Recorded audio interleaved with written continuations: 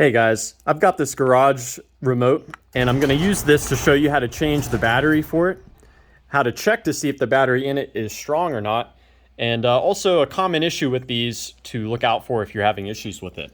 So I'm first going to show you how to open this up. This one has a clip that we have to get out of the way.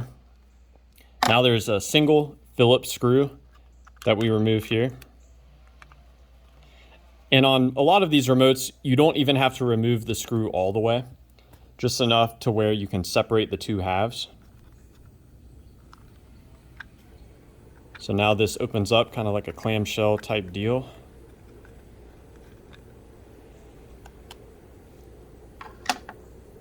Now here's the battery.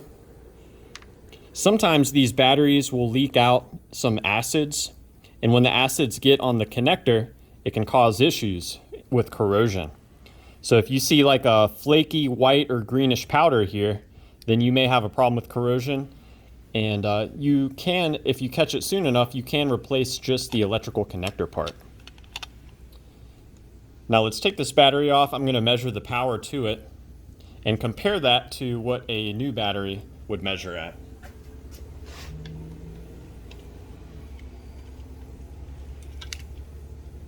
So here's our original battery. I'm not sure how long this battery was in the remote. And it's measuring right at 9 volts. I'm going to be using a new Duracell battery. You can see our new battery, 9.5 volts. So I'll go ahead and use the new battery. Common symptoms of a failing battery is decreased range. So the garage remote might work when you're operating the remote from inside the garage, but maybe when you're approaching your garage down the driveway, it might not work until you're very close. So now let's get this on here. I'm also going to show you how you can check to see if your garage opener is receiving the signal.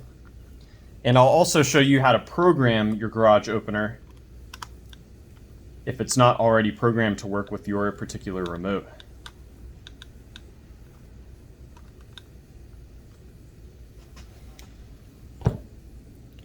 So I'm going to get this clip in here, and then I'll show you the programming procedure for my particular opener.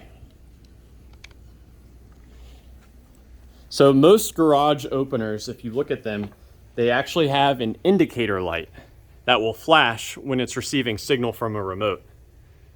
You can see here there's that green light that flashes. Now sometimes you will see that the green light flashes, but it won't open. That can occur if the memory of the state of the saved remotes has been cleared out. So if that's what's happening to you, you see the light flashing, but it's not opening, I'll show you how to program it. We can see here that's what this one is doing now. It's flashing, but it's not opening.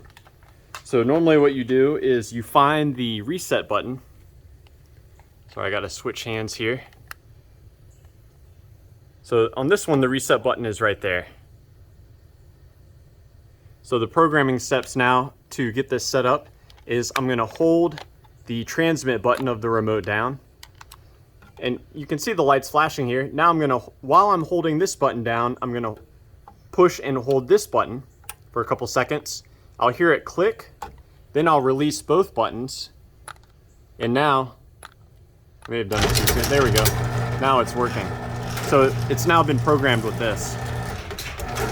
If you want to clear all the saved remotes, you just push and hold that button down for about 6 seconds. So yeah, I hope that this information has been helpful for you, or at the very least a good starting point in troubleshooting the remotes.